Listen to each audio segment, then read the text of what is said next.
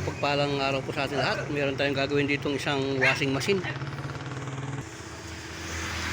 Ang problema po nito ay mabagal daw umikot ito.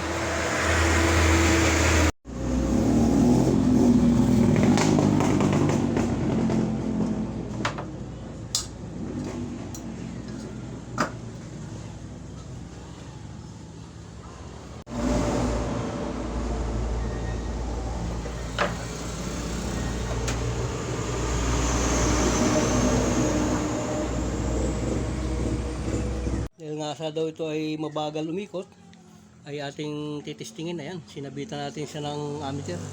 Pa-plug natin dito. Yan. I-on natin. Yun.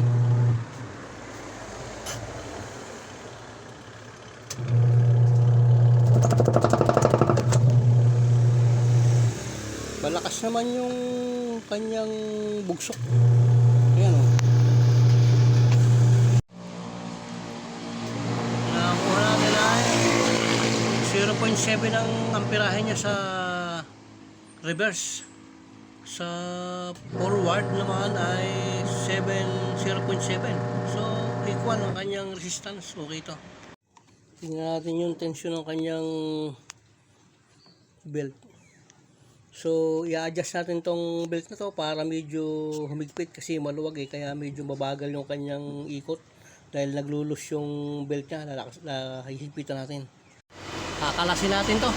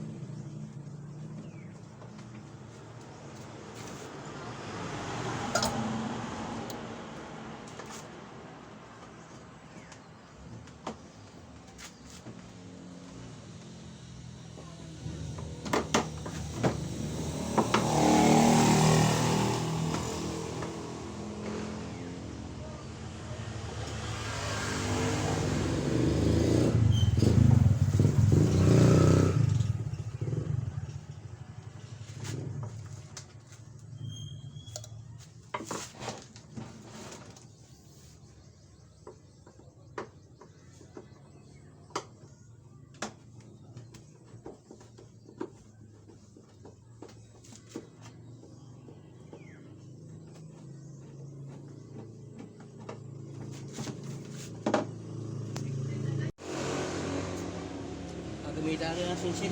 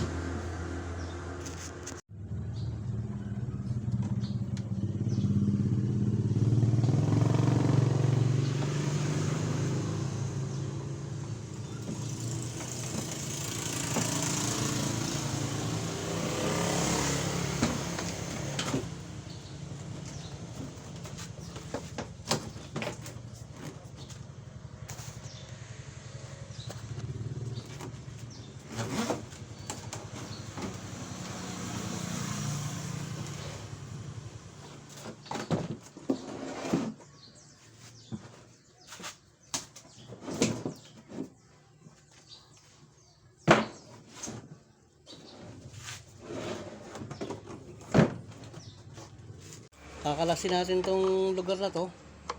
I-adjust natin yan. Ihigpitan natin ng bahagya kasi lumuwag na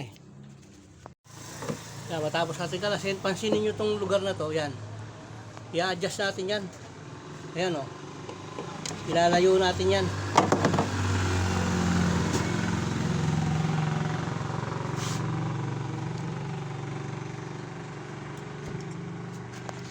So ayan, na-adjust na natin.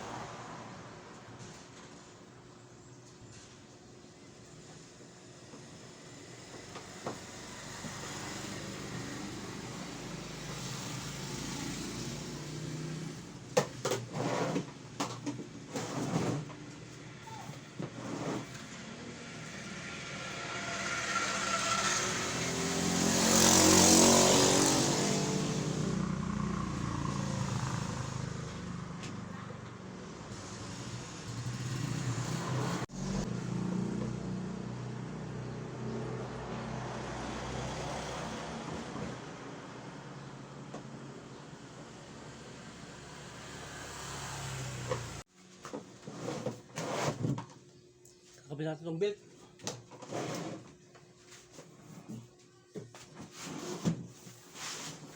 Ihiga natin para madali.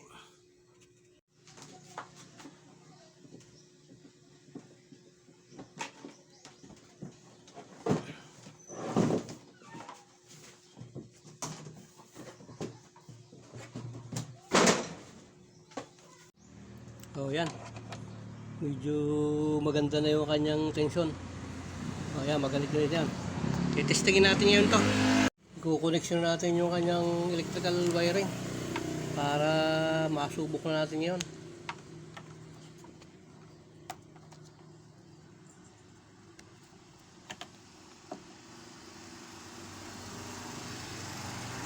Yan, siguraduhin lang natin na mahigpit siya. Ng 2 timbang tubig para mabigat yung karga niya.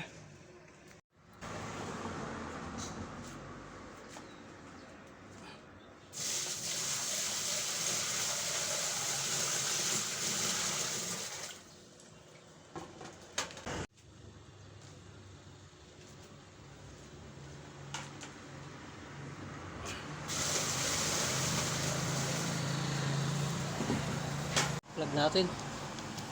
Nabihitan natin ng ammeter. Yun. Bubulwak siya sa lakas. Ayan o. Maalim kayong tubig eh. So ganun lamang po maggawa ng ganyan. Pagka medyo tingin nyo mahina yung ikot ng washing nyo, i-adjust nyo lang yung angle. Yan ang pirahe niya sa reverse, 0.8 amperes. Sa forward naman, nakakakuha tayo ng 0.8 amperes din, parehas. So maganda pa ang motor nito. So yan po yung naging kabuuan ng ating video. Kung makaka-encounter kayo sa inyong mga washing machine ng ganyan na mahina yung ikot, i-adjust nyo lang yung belt para kayo na lang ang gagawa, hindi nyo na itatawag ng magagawa, o di nakatipid pa kayo. Kasi maraming salamat po at isang mapagpalang araw po sa atin, at huwag mo nyo po sanang kalimutan laging pindutin yung ating notification bell para lagi kayong updated sa ating mga susunod pang gagawin. Maraming po salamat at God bless po sa ating lahat.